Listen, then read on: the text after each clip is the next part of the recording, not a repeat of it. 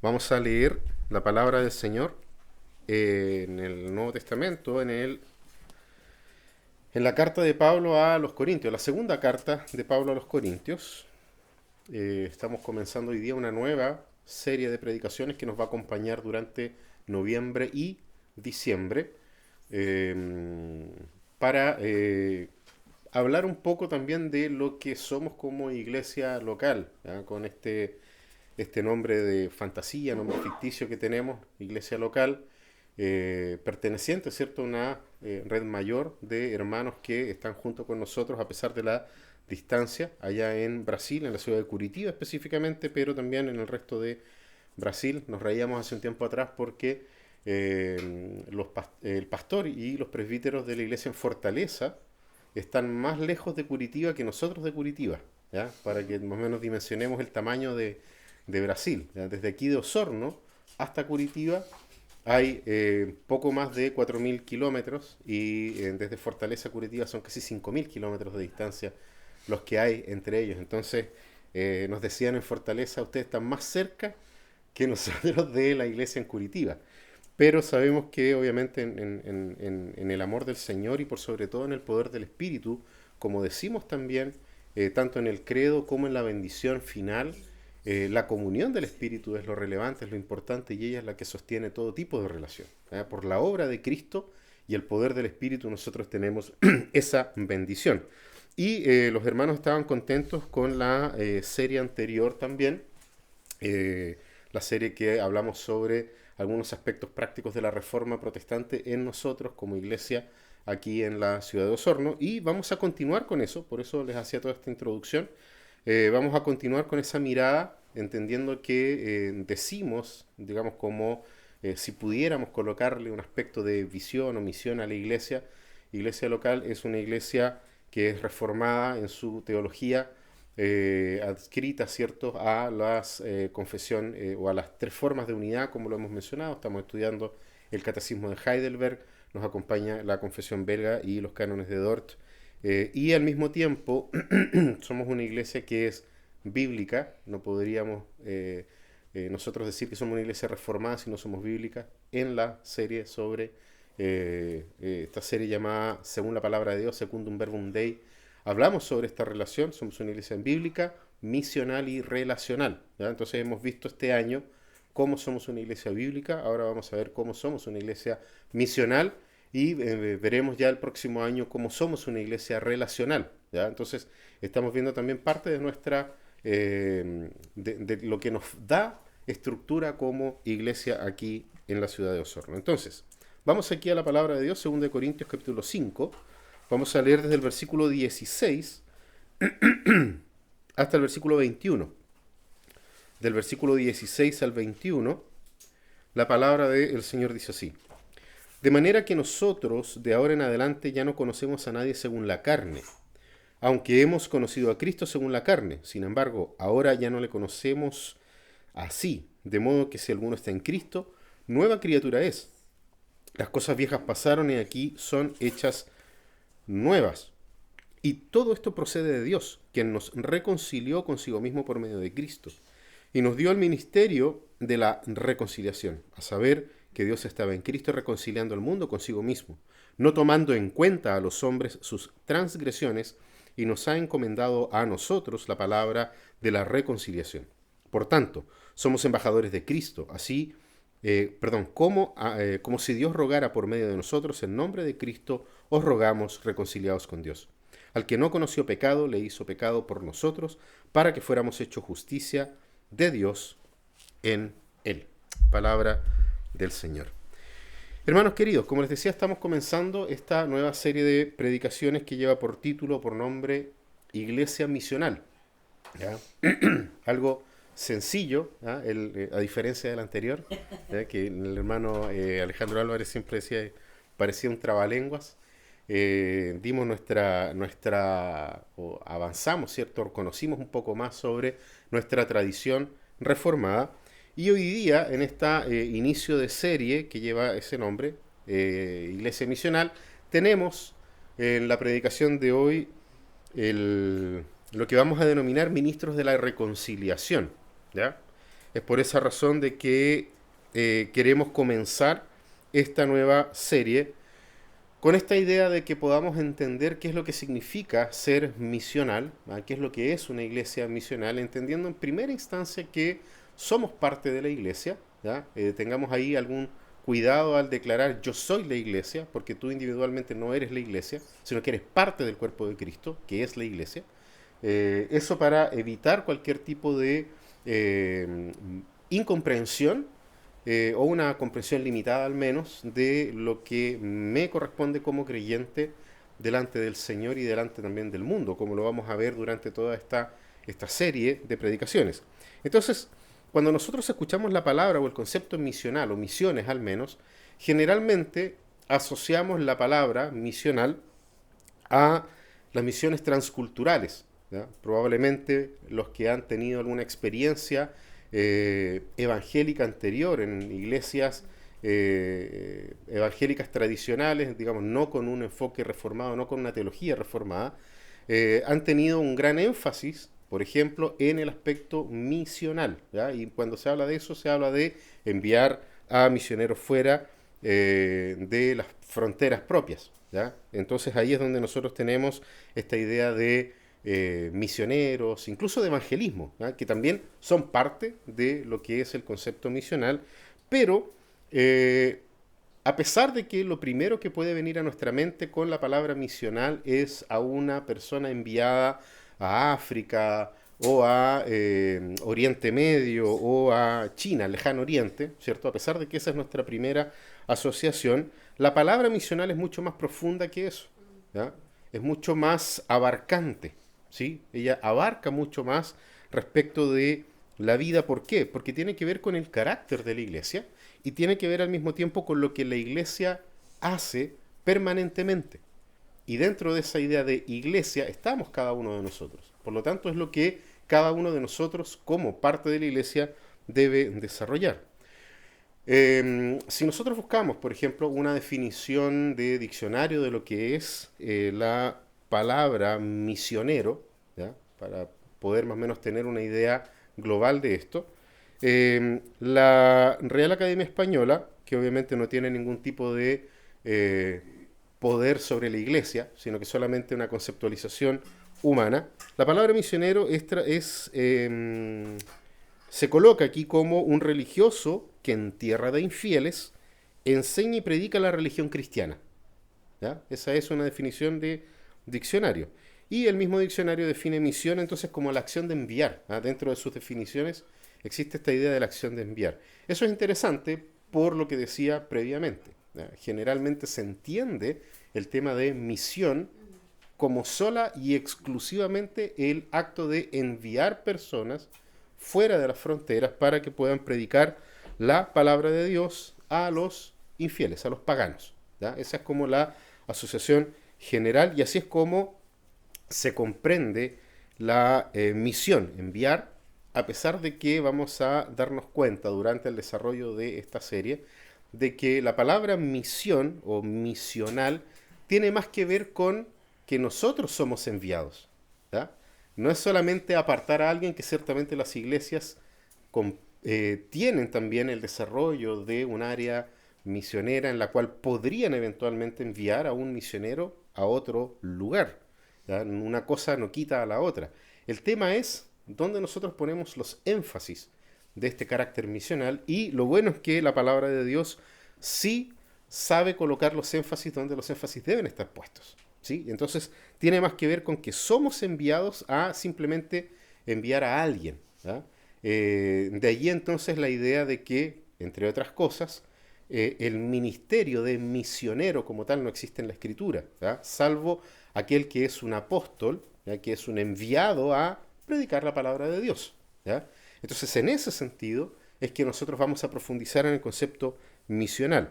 Ahora, la mayoría de las actividades relacionadas con las misiones hoy en día apuntan, ¿cierto?, a este envío, sostén de misioneros, que en algunos casos esos misioneros, por situaciones que ocurren en el país de envío, a veces quedan botados a la, como diríamos en buen chileno, a la buena de Dios, ¿ya?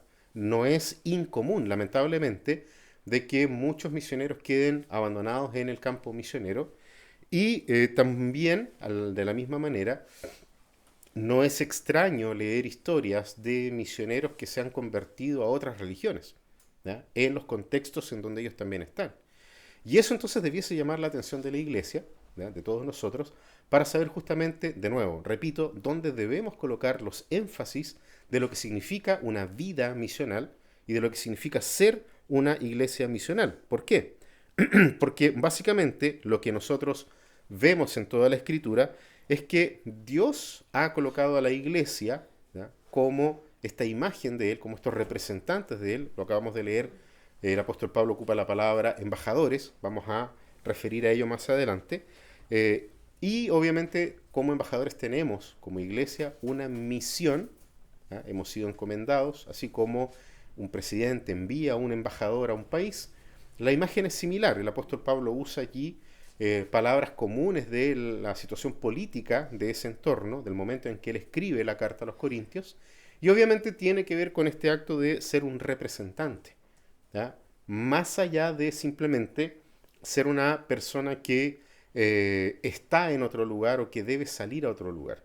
Eso quiere decir que nosotros, en el lugar donde estamos, ¿ya? Osorno en este caso, por esa razón, la imagen de esta serie tiene, entre otras cosas, este famoso toro que tiene Osorno en su plaza, ¿ya? Y si ustedes se fijan, la silueta de la ciudad que está allí es la ciudad de Osorno, ¿ya? Entonces la idea es esa, ¿no? La idea es que la iglesia es un embajador de nuestro Señor Jesucristo, primero aquí en Osorno, ¿ya? Primero en este entorno, en esta ciudad, y de aquí a donde el Señor quiera llevarnos, ¿ya? Dado el caso, si nos vamos a mudar de ciudad, ¿ya? Como va a ocurrir en Licanray, nuestros hermanos van a ser embajadores de Cristo, no de iglesia local, sino que de Cristo en Licanray, ¿ya? Se congregarán donde el Señor les va a llevar en ese momento, pero ellos, donde estén viviendo, son embajadores de Cristo, ¿ya? Lo mismo si sale una oportunidad de trabajo para nuestro hermano Alejandro Álvarez, por ejemplo, que vaya a otro lugar, a otra ciudad, o los lugares, las ciudades donde él estuvo, él era embajador también en aquellas ciudades, embajador de Cristo, ¿ya? Que eventualmente está congregado hoy con nosotros, ¿sí? Entonces, esa es lo que la palabra de Dios nos muestra y la forma en que nosotros debiésemos asumir. Eso es lo que estamos abordando en esta serie, ¿ya? Esa es la idea que estamos abordando en esta serie, que nosotros podemos vivir un estilo de vida, ¿ya? Somos llamados, conclamados, ¿ya? Bonita palabra esa, me gusta, conclamados ¿a qué? A vivir estilos de vida que den testimonio de Jesucristo y de la salvación que nos ha sido dada por gracia, buscando vivir vidas comunitarias en amor al prójimo, trabajando para ver la gloria de Dios en ese lugar, donde Dios nos ha colocado. Eso quiere decir que la circunstancia no hace al embajador, sino que el embajador en las circunstancias es un representante de Jesucristo, independiente de lo que esté ocurriendo, ¿ya? Eso, hermanos, es importantísimo. ¿Por qué? Porque si vemos la historia de la iglesia hacia atrás, imperios surgieron, dominaron y cayeron. Pero Cristo permaneció. La palabra del Señor permaneció. ¿Mm? ¿Y eso por qué? Porque somos embajadores de Cristo y no embajadores imperiales, ¿ya? Tenemos nosotros a un Señor, a un Kyrios mayor. Y eso es lo que la palabra nos va a mostrar. En el texto que nosotros acabamos de leer ahí en la segunda carta de Corintios, el apóstol Pablo, si bien es cierto, tenemos allí una serie de afirmaciones anteriores, ¿ya? En el capítulo 5, si ustedes lo miran allí más o menos desde el versículo 11 en adelante, vamos a encontrar una serie de afirmaciones respecto de estas nuevas criaturas en Cristo, ¿ya? Generalmente nosotros conocemos de memoria segunda de Corintios capítulo 5, versículo 17. De modo que si alguno está en Cristo, nueva criatura es. Las cosas viejas pasaron, he aquí, son hechas nuevas, ¿ya? Todas son hechas nuevas. Pero, obviamente, el apóstol Pablo, en esta parte, en esta sección de esta carta a los Corintios, nos está mostrando de que nosotros hemos sido puestos o estamos siendo colocados por Dios en una nueva realidad, ¿ya? Voy a profundizar en esto. Esta nueva realidad a la que el apóstol Pablo está apelando cuando él está hablando aquí, esta nueva realidad es la que nos ha sido presentada gracias a la nueva relación con Dios en Cristo Jesús. Pablo viene desarrollando esa idea en la segunda carta a los Corintios. O sea, aquí Pablo, y lo dice él también en otras de sus cartas, esto es parte de la teología de Pablo, ¿ya? Donde él nos muestra que hay una comunión que antes no existía. ¿Ya? Pablo siempre hace este contraste, ¿ya? Yo antes era de esta forma, o antes yo tenía esta manera de pensar y ahora tengo esta otra, después de este encuentro con Cristo. Entonces el apóstol Pablo nos muestra justamente esta nueva realidad, una comunión que antes no existía, pero que ahora en Cristo Jesús sí existe. ¿Ya? ¿Cuál es esa? O sea, Pablo reconoce aquí que antes él conocía, es interesante, vean allí en el versículo 16, la segunda parte del versículo 16, Pablo dice que él antes conocía a Jesús por medios humanos, ¿ya? O sea, a través de otras personas. Lo dice allí diciendo, aunque hemos conocido a Cristo según la carne, ¿ya? O sea, según otras personas, Pablo tenía nociones de Cristo y ciertamente le molestaban muchísimo. Por eso él era un perseguidor de la iglesia, ¿ya? Fíjense cómo el apóstol Pablo está justamente mostrando de que antes él no tenía la relación que tiene con Cristo ahora. Pero en Cristo pasa él a tener una relación diferente, ¿eh? Aunque hemos conocido a Cristo según la carne, sin embargo, dice allí, ya no lo conocemos así. ¿Sí? Ya no lo conocemos así. O sea, ya no lo conocemos mediante otras personas, sino que Pablo está reconociendo de que hay una relación con Cristo y obviamente con Dios a través de Cristo, que es la nueva forma en que él se relaciona con este Dios.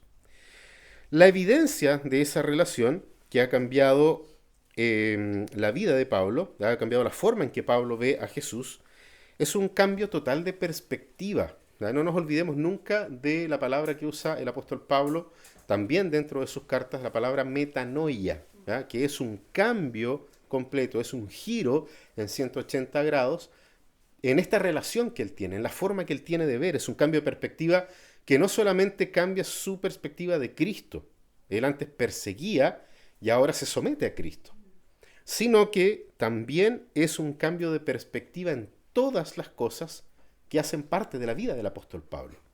¿Ya? No nos olvidemos que el apóstol Pablo dice ahí en Filipenses, las cosas que para mí eran importantes, ya no lo son.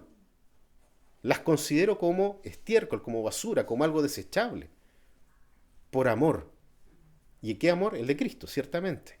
O sea, fíjense cómo el apóstol Pablo insiste, no solamente aquí, sino que también en otras partes de la Escritura, de que esta nueva relación que él tiene le hace a él tener una forma distinta de mirar, tiene una forma nueva de ver al mundo y ciertamente tiene una forma nueva de ver a las personas. Allí está entonces, de manera que nosotros de ahora en adelante ya no conocemos a nadie según la carne. Aquí el apóstol Pablo está mostrando una forma, ¿ya? No nos olvidemos lo que hemos dicho en otros momentos respecto de la forma en que el apóstol Pablo escribe, ¿ya? El apóstol Pablo muchas veces escribe abriendo paréntesis dentro de las declaraciones que hace para reforzar ciertas ideas y luego va cerrando estos paréntesis.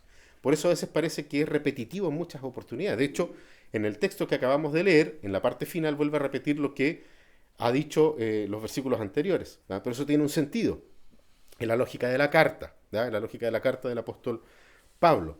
Y en ese sentido el apóstol Pablo está mostrando justamente cómo esta nueva forma de relacionarse con Dios a través de Cristo genera también una manera distinta de poder relacionarse con los demás. Ya no conoce a las personas. No nos olvidemos de la recomendación que aparece, por ejemplo, en Efesios. Nuestra lucha no es contra carne ni sangre, sino contra principados, contra potestades y huestes que están en este mundo. ¿Sí?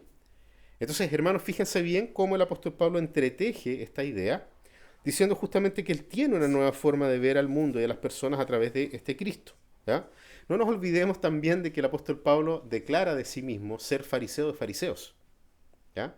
Y en ese sentido, el haber declarado él que él era fariseo de fariseos, en otra de sus discursos, en otros lugares donde el apóstol Pablo habla sobre su vida, ciertamente un fariseo perseguiría hasta las últimas consecuencias a un impío, a un pagano.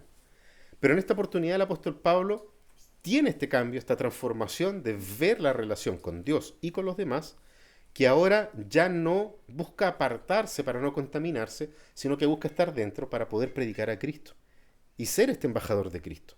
La relación con Dios le permite al apóstol Pablo una correcta relación con el prójimo. Hablamos de eso también en las 2 predicaciones anteriores de la serie sobre la reforma, cómo la relación correcta con Dios, la relación correcta con Dios permite que tengamos relaciones horizontales correctas.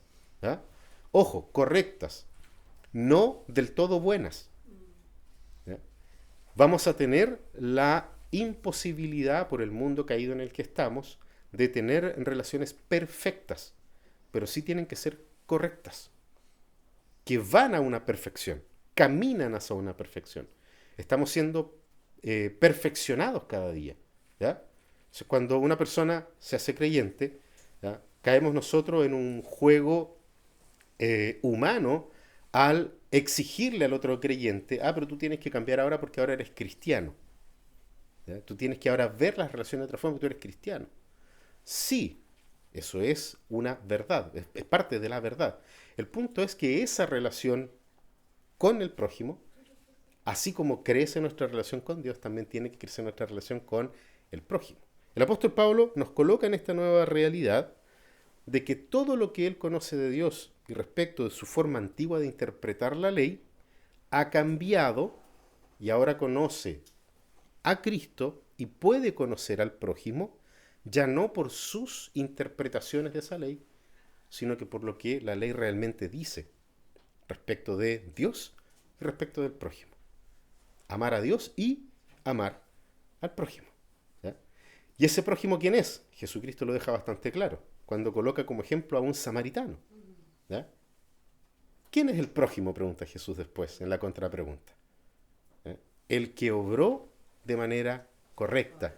¿Ya? O sea, el fariseo ni siquiera quiso decir el samaritano. ¿Ya? Así de orgullosos eran los fariseos. ¿Ya? Aquel que obró de esta forma. ¿Sí? Ni siquiera quiso decir la palabra samaritano para no contaminarse. Esa forma de ver que tenía Pablo es cambiada. Ya no conozco ni a Cristo a través de las personas, de lo que me dijeron, ahora tengo una relación, por lo tanto yo ahora conozco a los demás, a las demás personas, de la manera en que Dios quiere que las conozca. Ahora, Pablo, por la relación pactual que él está citando acá, y que está operando en él, ya no considera ni la posición social, ni la casta, ni la raza, ni el color, ni el sexo, ni hombre, ni mujer, como lo dice también en otra de las partes que él escribe a la iglesia. ¿Ya? Se ha caído el muro que divide, ¿sí?, a los gentiles del pueblo de Dios, porque de todos ha hecho él un solo pueblo. ¿Ya? Todas estas ideas Pablo las está trayendo a colación en la medida en que él va explicando esto. Y eso es lo que nos sirve como introducción, esta nueva criatura. ¿Quién es esta nueva criatura? Nos sirve como introducción para poder ver cómo el apóstol Pablo aborda la idea de que somos los creyentes ministros de reconciliación. ¿Ya? No habla sobre cómo nosotros somos embajadores de Cristo, sin antes colocarnos a cada uno de nosotros en esta nueva relación que tenemos con Dios y que debemos tener también con nuestro prójimo. De ahí en adelante el apóstol Pablo comienza a contarnos cómo funciona este tema de la reconciliación. ¿Cómo funciona? Fíjense en el versículo 17. El apóstol Pablo dice, de modo que si alguno está en Cristo, nueva criatura es. Las cosas viejas pasaron, ahora han sido hechas nuevas. Pablo acá, hermanos queridos, no está hablando de hábitos. De hecho, la traducción NBLA trae una explicación de por qué no aparece la palabra todas. ¿Ah? Nosotros sabemos de memoria en la Reina Valera, y aquí todas las cosas son hechas nuevas. ¿Ya? Y eso es básicamente ¿por qué? Porque la idea, cuando nosotros tomamos todas las cosas, buscamos que eso aborde todas las áreas de nuestra vida. ¿Ya? Y hasta cierto punto es. Pero déjenme explicar cómo es que la palabra de Dios aborda este tema. Fíjense que nosotros generalmente asociamos esto o a los hábitos, que ciertamente cambian cuando conocemos a Cristo. Nuestros hábitos deben ser cambiados. Lo vimos incluso como Dios llama a su pueblo a tener tener un cambio de hábito en la forma en que ellos se relacionan con los demás, con el mundo, con Dios. ¿Ya? Cuando Dios llama a su pueblo, los saca de Egipto, les cambia el calendario, les cambia la forma de contar el tiempo, ¿ya? Como una manera radical de dejar el pasado atrás. Sin embargo, fíjense bien que el apóstol está hablando acá de esta nueva posición que nosotros tenemos ante Dios, que los creyentes tienen ante Dios. ¿Por qué? Porque nosotros no podemos borrar nuestro pasado ante las personas. ¿Ya? Pablo se va a referir más adelante cómo esto funciona en relación a Dios. ¿Ya? Todas las cosas, o cuando nosotros hablamos de todas las cosas, no podemos nosotros esperar de que por ser cristianos, nuestra vida de maldad anterior también se borró para las demás personas. Esto no es como Men in Black, que aparecen, ¿cierto?, con este especie de lápiz que borra la memoria y nadie sabe lo que pasó hacia atrás. ¿Ya? Y eso es lo que efectivamente más problemas le generó al apóstol Pablo. Fíjense bien quién está hablando. Es el apóstol Pablo el que está hablando aquí. Y el apóstol Pablo tuvo que luchar porque había mucha gente que ponía en duda su apostolado. ¿Cómo va a ser apóstol? Si la forma en que él persiguió a la iglesia. O sea, no fue fácil para el apóstol Pablo hacer esta declaración. El que está en Cristo es una nueva criatura. Las cosas viejas pasaron. Allí tiene que haber habido más de algún crítico de Pablo, ¿ya? Tomándose la pera y diciendo, mira quién habla, ¿sí? ¿Por qué? Porque somos rápidos para juzgar. Entonces, ciertamente, nuestro pasado frente a las personas, eh, no va a cambiar porque somos cristianos. ¿Ya? El punto, hermanos queridos, es que nosotros tenemos que estar observando de qué manera esto ocurre delante de la presencia de Dios y en esta relación con Dios. Porque en esa relación con Dios ya no hay condenación. ¿Sí? Ya no hay condenación. Déjeme colocar un ejemplo. Una persona que ha abusado de otra persona, ¿ya? Una persona que ha abusado sexualmente de otra persona, ciertamente no puede deshacer ese acto infame. No puede deshacerlo. Ya lo hizo. ¿Ya? Esa persona ya cometió un pecado horrible delante de Dios. ¿Sí? Y por esa razón es objeto de la ira santa de Dios. Porque ha cometido un acto impuro delante de Dios. ¿Ya? Entonces fíjense que por la fe, y ahí es donde hay muchas personas, lo conversaba hace un tiempo atrás con otro amigo por otra situación, pero por la fe, si ese pecador ha sido llamado a tener una relación restaurada por y con Dios, el abusador, su posición cambia delante de Dios. Cambia delante de Dios, a pesar que ante los demás sigue siendo un abusador. Entonces fíjense en las implicaciones de todas las cosas viejas, o las cosas viejas pasaron. No está hablando necesariamente de nuestra reputación delante de las personas, pero sí de nuestra posición delante de Dios. ¿Ya? Eso es importante para el desarrollo que Pablo va a continuar diciendo después. El hecho de ahora esta persona abusadora estar en Cristo es interesante porque sí le hace participar anticipadamente de la nueva creación de Dios. Por eso Pablo está hablando aquí de la nueva criatura, del nuevo ser humano. Ciertamente esa persona ya no va a seguir abusando. El cambio que Dios genera en su vida va a refrenar, ¿qué cosa? Su naturaleza pecadora. Él ahora puede vencer el pecado, porque tiene el poder del Espíritu para vencer el pecado. ¿Las tentaciones estarán? Ciertamente estarán. Esa persona probablemente va a necesitar apoyo también a nivel psicológico, psiquiátrico, ¿ya? Pero ciertamente el apoyo de la iglesia, de los hermanos, de los líderes de la iglesia a esa persona convertida a Cristo va a ser también fundamental para que en Cristo esa persona pueda crecer. Fíjense que es para esa persona, con toda la carga negativa que tiene sobre su vida, por haber cometido ese acto infame de pecado a otra persona, generalmente una persona indefensa, ¿ya? Esta persona en este minuto comienza a saborear anticipadamente la restauración de todas las cosas. él puede sentirse perdonado por Dios. Cuando uno conversa con alguien que ha cometido algún tipo de crimen y se ha arrepentido, yo lo pude ver en la cárcel, por ejemplo, en Santiago, las personas van teniendo este sabor que va aumentando en su paladar moral de cómo Dios sí los puede perdonar. Cuando yo conversaba con algunas personas en la cárcel me decían que usted no sabe, pastor, lo que yo he hecho de malo. Yo no tengo perdón de Dios. Tal vez esa frase ustedes la han escuchado o la han leído en declaraciones de personas. No tengo perdón de Dios. Todo lo que yo hice no tengo perdón de Dios.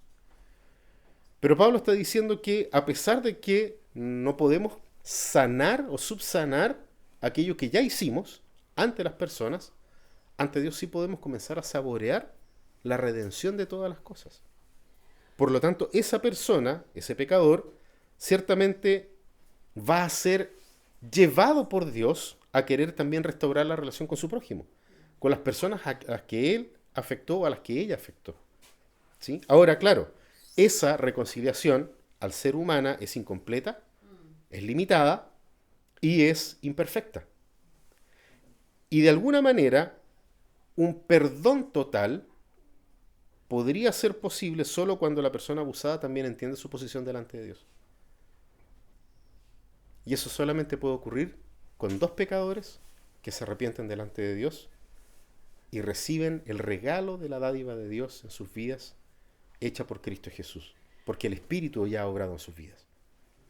De otra manera es imposible. Entonces ahí viene el hecho de que en Cristo la relación restaurada con Dios permite la relación restaurada entre los individuos.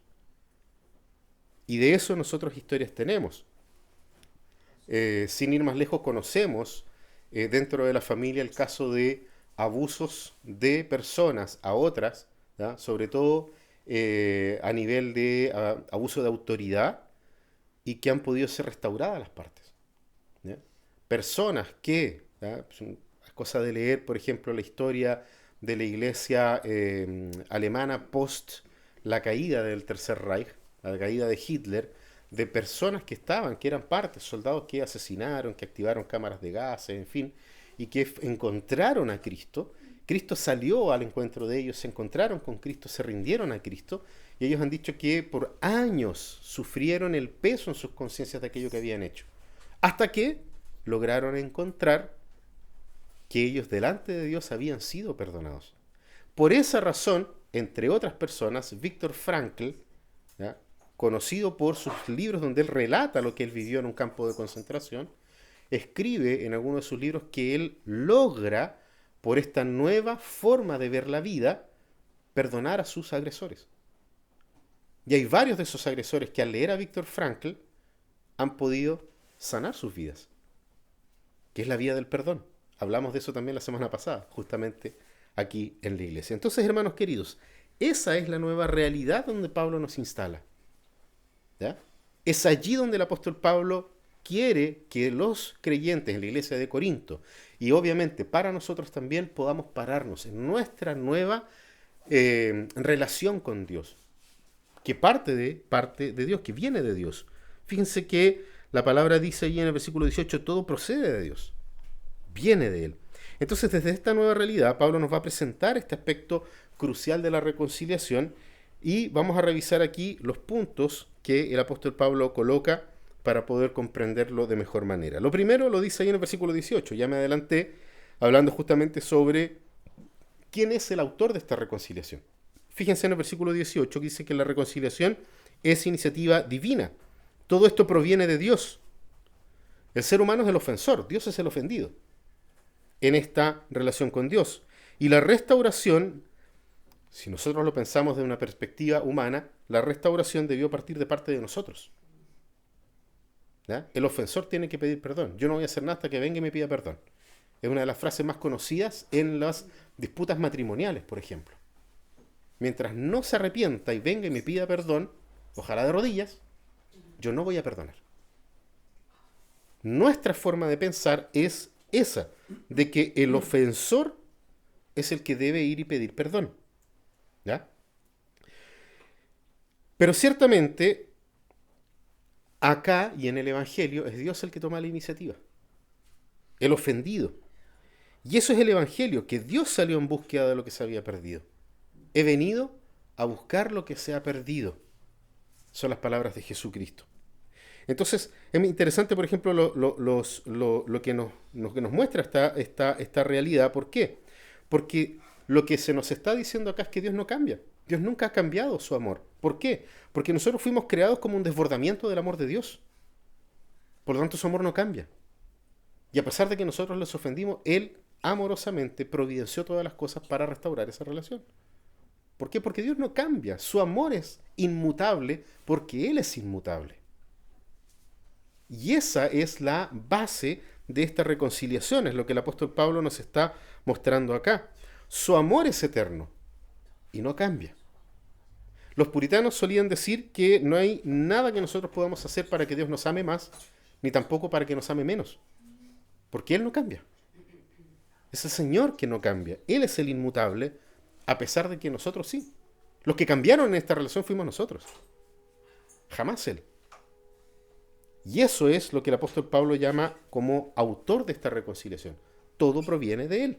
Todo proviene del Señor. Lo segundo que nosotros podemos ver acá es que en esta parte, ¿cierto? En el versículo 18, es que fue por medio de la cruz, dice por medio de Cristo. ¿Ya? Y ojo acá porque la cruz no fue un medio para ablandar el corazón de Dios. Tengamos cuidado con eso. ¿Ya? Porque he escuchado en varias oportunidades declaraciones similares a eso, ¿ya? De que fue la cruz la que generó en Dios un acto de misericordia, ¿ya? Porque vio sufrir a Jesús, entonces Dios se cambió de parecer. Pero lo que la palabra de Dios nos muestra es que no fue la cruz la que generó el amor de Dios, sino que el amor de Dios generó la cruz. Juan 3:16. De tal manera amó Dios que entregó. La cruz no ablanda el corazón de Dios, ablanda nuestro corazón. Porque allí en la cruz, en Cristo crucificado, vemos nuestro lugar. Nosotros debimos haber estado en esa cruz, pagando por nuestros pecados. Entonces el acto de amor de Dios en la cruz nos es revelado, como dice el apóstol Pablo, en Cristo. La cruz es el precio que Dios pagó. Es ese precio que Él pagó por nuestra reconciliación. O sea, nuestra reconciliación que comienza en Dios, que Dios es el autor, tuvo el precio infinito de la muerte del único Hijo de Dios. Y ese valor infinito del Hijo es lo que permite esta reconciliación. Lo segundo, allí en la primera parte del versículo 19, a saber que Dios estaba en Cristo reconciliando al mundo consigo mismo, nos muestra a nosotros la necesidad de la reconciliación. La historia, hermanos queridos, si nosotros leemos un libro de historia, nos puede mostrar desastres humanos de proporciones gigantescas. ¿Ya? Todos podemos leer hoy, por ejemplo, lo ocurrido en la planta de Chernobyl. ¿Ya? Ahí nosotros tenemos un desastre de proporciones todavía exploradas, ¿ya? Proporciones gigantescas. Pero la palabra de Dios nos muestra un desastre de proporciones cósmicas, que es el quiebre absoluto de la relación entre Dios y los seres humanos. Y ese desastre cósmico que la Biblia nos muestra es lo que genera todos los demás desastres que la humanidad pueda generar. Ahí está la raíz. Es la separación de la relación entre Dios y el ser humano por causa del pecado. ¿Por qué? Porque el pecado es el que divide, el pecado es el que desintegra, es el pecado el que separa. ¿No? Ahí viene la raíz de la palabra pecado. Y el pecado fue el que generó un abismo espiritual del hombre con Dios. El pecado generó un abismo social del hombre con el prójimo. Por eso la ley ahora dice amén también al prójimo. El pecado generó un abismo psicológico del hombre consigo mismo. Lo vimos también la semana pasada. Tenemos que tener una correcta comprensión de nosotros mismos. Y el pecado también generó un abismo, voy a colocarle como nombre un abismo ecológico, ¿ya? Que es la relación del hombre con la creación. Que en vez de preservar y cuidar, de usarla para su beneficio y preservar al mismo tiempo la creación, simplemente la ha abusado. ¿Ya? Ahí el hecho de que Dios también llame al ser humano a tener una correcta relación con la creación. Y la creación también es afecta por esto. Clama, gime, ¿ah? Como con dolores de parto, para que los hijos de Dios sean revelados y pueda surgir una nueva creación.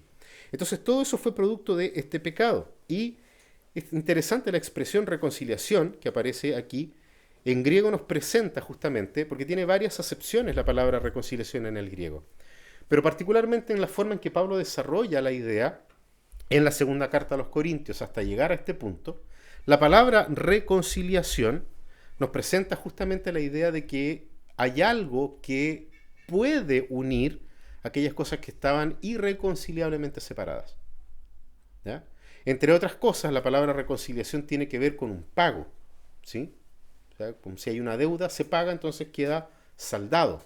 Pero obviamente tiene una implicación mucho más profunda y tiene que ver con algo que era irreconciliablemente separado, ahora tiene la posibilidad de recuperarse esta relación.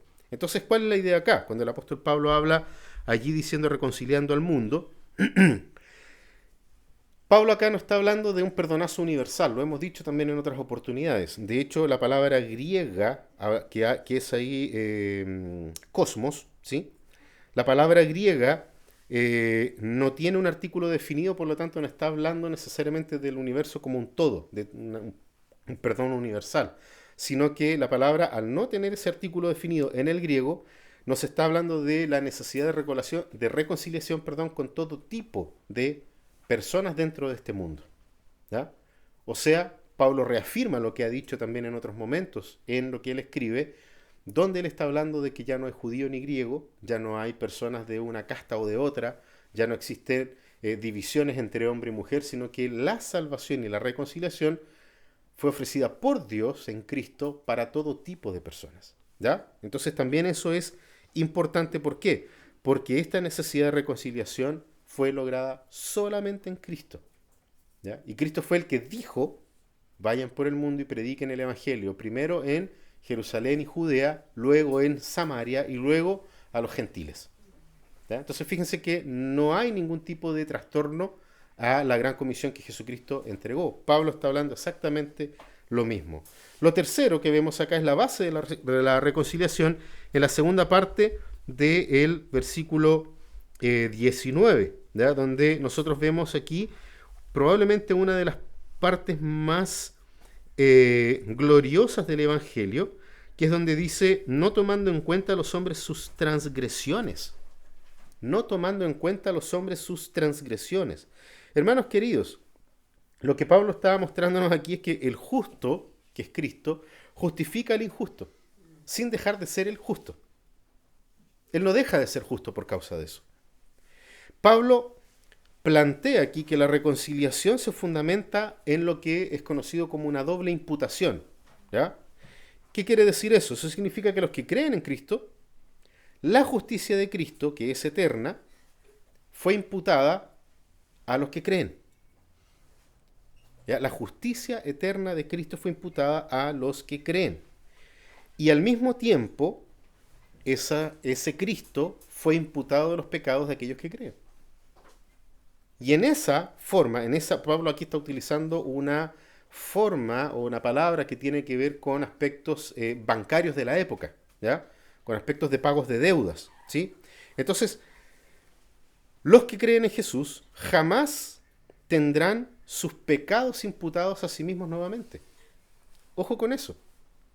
¿Por qué? Porque si la justicia de Cristo es eterna, no hay cabida para que esos pecados que ya fueron perdonados vuelvan a nuestro haber, vuelvan a nuestra deuda. La deuda fue saldada. Y eso es lo que nos está mostrando el apóstol Pablo aquí. ¿Por qué? Nuevamente repito, porque la justicia de Cristo es eterna y esa justicia se nos imputó una vez y para siempre. Una vez y para siempre. Y esto es un acto único en la historia. Es un acto único, no puede ser repetido de nuevo. Cristo murió una vez y para siempre. ¿Y por qué? Porque podía hacerlo. Él era el justo, eternamente justo. Y eso entonces fue lo que saldó nuestra cuenta delante de Dios. Al mismo tiempo, toda la justicia de Cristo fue colocada a nuestra cuenta y eso nos hace que hoy día no le debamos más nada a Dios, salvo nuestra obediencia, como una respuesta de gratitud a este Dios. Ya no hay condenación para los que están en Cristo Jesús, dice la Escritura. Y ojo, de que esto no es hacer vista gorda, ¿ya? Esto no es hacer vista gorda a los pecados, porque a veces se lee acá y se dice, aquí dice clarito, no toma en cuenta el pecado de los hombres. No, no es una vista gorda, al contrario, el único Hijo de Dios tuvo que pagar ese precio. El valor de nuestra salvación está allí, ¿ya? Y es interesante porque Pablo ocupa esta misma imagen en la carta a Filemón. Cuando cierto, él se encuentra con Onésimo. Onésimo había robado de Filemón, se había fugado, y por las circunstancias y las diosidencias, como podríamos decir, se encuentra con Pablo en la cárcel. El apóstol Pablo le presenta el evangelio a este esclavo llamado Onésimo, y luego escribe cuando Onésimo es liberado, ¿ya? Después de haber pagado su falta por la cual estuvo preso con Pablo, y Pablo encarga a Onésimo volver hacia Filemón, pero a Filemón le manda una carta, ¿ya? Y se la manda por mano de Onésimo. ¿Y qué es lo que dice esta carta? Fíjense que Pablo vuelve a usar la misma expresión cuando él dice, si de alguna cosa Onésimo te debe, cárgalo a mi cuenta. Cárgalo a mi cuenta, para que él no te deba nada. Pablo ahí lleva esto a la práctica, en las relaciones interpersonales. ¿Por qué? Porque Filemón confiaba plenamente en Pablo. Entonces me imagino yo cuando Filemón tomó la carta y leyó eso, y vio a Onésimo que estaba allí pidiéndole perdón, ciertamente el corazón de Filemón, arraigado en Cristo Jesús, que es lo que dice Pablo al principio de su carta, pudo otorgarle perdón a Onésimo. Porque la relación de Filemón con Dios estaba restaurada, él podía tener una relación restaurada con Onésimo. Porque la relación de Onésimo había sido restaurada en Cristo, podía tener una relación correcta ahora con Filemón. Eso es lo que el apóstol Pablo nos está diciendo. No, Pablo no le dice, haz vista gorda de lo que te debe. ¿Se dan cuenta de ese detalle? Si te debe algo, yo te lo pago. Cárgalo a mi cuenta. Espero pronto ir a verte, para que podamos entonces dejar las cosas en orden, en cero. Hermanos queridos, lo cuarto y penúltimo está en los versículos 20, en el versículo 19, la última parte del versículo 19, donde dice, nos ha encomendado a nosotros la palabra de reconciliación. Y en parte del versículo 20, acá dice, el versículo 20 completo dice, por tanto somos embajadores de Cristo, como si Dios rogara por medio de nosotros en nombre de Cristo, os rogamos, reconciliaos con Dios. Hermanos, la palabra griega para embajador es alguien que ha sido encomendado, ¿cierto? Y tiene que ver con alguien que recibe una misión directa del Kyrios. Pablo aquí está usando palabras de carácter político, ¿ya? De la política del imperio en ese tiempo. Es bien interesante porque todas las regiones que el imperio tenía y que eran regiones tranquilas, donde se había logrado la Pax Romana, donde se había logrado esta situación de paz, existían en esos lugares el Senado. Y el Senado era el que administraba políticamente toda esa región. Pero en los lugares en donde habían rebeldes, mandaban a un embajador. Esa es la palabra embajador que dice el apóstol Pablo acá, ¿ya? ¿Por qué? Porque ese embajador iba acompañado de un ejército, ¿sí? Y buscaban, mediante el diálogo inicial, no nos olvidemos que estamos hablando de la cultura grecorromana, en donde el diálogo era fundamental, ¿ya? A través del diálogo, en primera instancia, pónganse en paz con el Kyrios, con el Señor, ¿ya? ¿Cuál era la contraparte? Si no lo hacen, los vamos a matar. Debe ser un poco la idea de la Pax Romana. O sea, si ustedes se someten y a cambio nosotros no los matamos, ¿sí? El apóstol Pablo acá está mostrando una dinámica distinta, usando las mismas expresiones. Él dice, son embajadores. Y esos embajadores justamente son ese tipo de persona que era enviado por el Señor, por el Kyrios, a una región de rebeldes. Pablo nos muestra de que el mundo está en rebeldía en contra de Dios. Donde quiera que haya un ser humano, ese ser humano está en rebeldía con Dios. Por eso Pablo utiliza esta imagen a los corintios. Nosotros somos embajadores, porque estamos en medio de ¿qué? De una tierra de personas que están siendo rebeldes a Dios. Y en ese lugar nosotros estamos llevando una palabra que es: deben reconciliarse con Dios.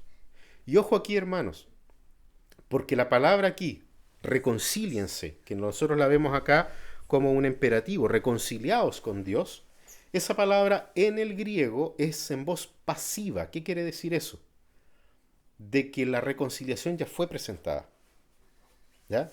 No es que nosotros construyamos algo para reconciliarnos con Dios, sino que lo que viene a hacer este embajador es a mostrar la carta donde dice: mira, has sido justificado, ya no hay deuda, reconcíliate.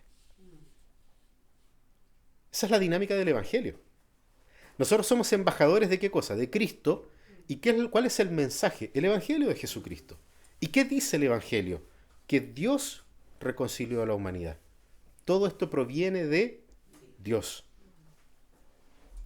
En Cristo le podemos decir entonces a las personas: reconcíliense con Dios. Ahí está la responsabilidad misional de la iglesia.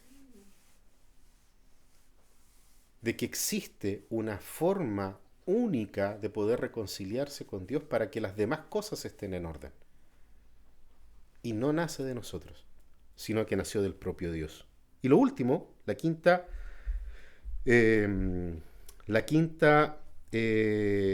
aspecto, la quinta cosa el quinto punto que nos muestra el apóstol Pablo en esta parte, está en el versículo 21, que es con el que cierra.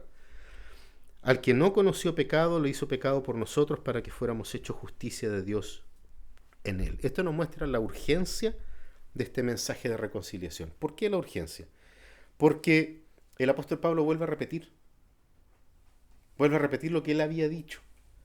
No nos olvidemos de que a pesar de que él está hablando a gentiles en Corinto, la forma de pensar de Pablo es judía, es hebrea. Él tiene una cosmovisión hebrea. Y cuando él repite una situación es porque ahí hay un énfasis. Y Pablo quiere que la gente tenga esto con tanta urgencia que lo vuelva a repetir, lo vuelve a decir. Y el mensaje que nosotros mencionamos, ¿ya? El mensaje del Evangelio, que a nosotros también nos fue dado, ciertamente es el mayor, el más vital, el más importante, el más relevante que podamos nosotros transmitir a la humanidad. Por eso el apóstol Pablo nos repite a nosotros también de nuevo, ¿sí? Como una especie de resumen. Si ustedes se fijan, en un par de palabras dijo lo mismo que había dicho anteriormente, de que vuelve ahí a explicarnos cómo Dios imputó nuestro pecado a Cristo, ¿ya? Como juez divino, Dios asigna la responsabilidad de nuestro pecado a Cristo, haciendo posible que Él reciba justamente el castigo que era nuestro. Y por contraparte, la perfección de Cristo nos es imputada a nosotros. Y cuando Dios nos mira a nosotros, ya no nos ve a nosotros, ve a Cristo en nosotros. Por lo tanto, su amor es eterno y no cambiará. Porque Dios no cambia. Por eso el apóstol Pablo tiene una tan perfecta mirada de Cristo, que le cambió su forma también de ver a los demás. Y ahí es donde Pablo dice: esta es la realidad, esta es tu realidad, creyente.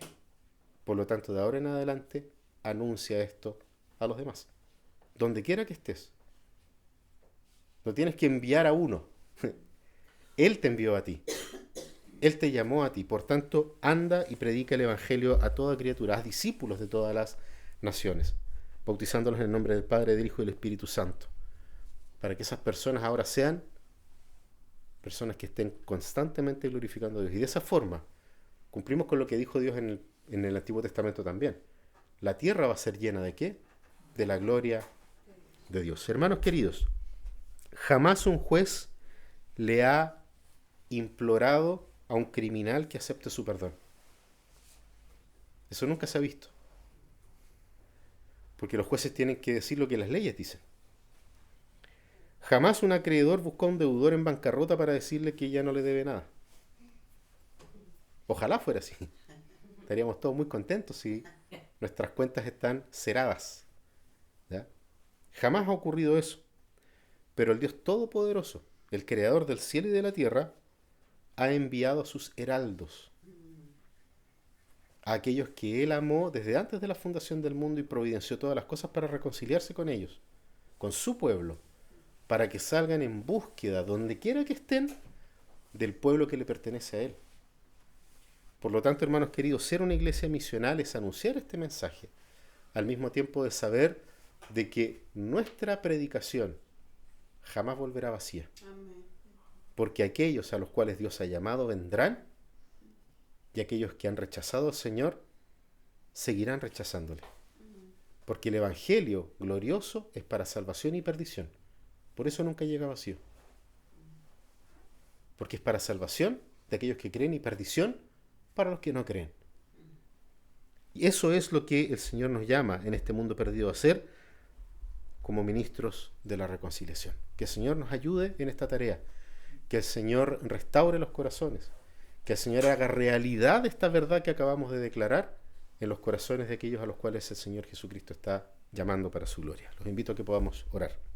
Padre Celestial, te damos gracias, Señor, por la oportunidad que tú nos das de ser embajadores de tu Hijo Jesucristo aquí en la tierra.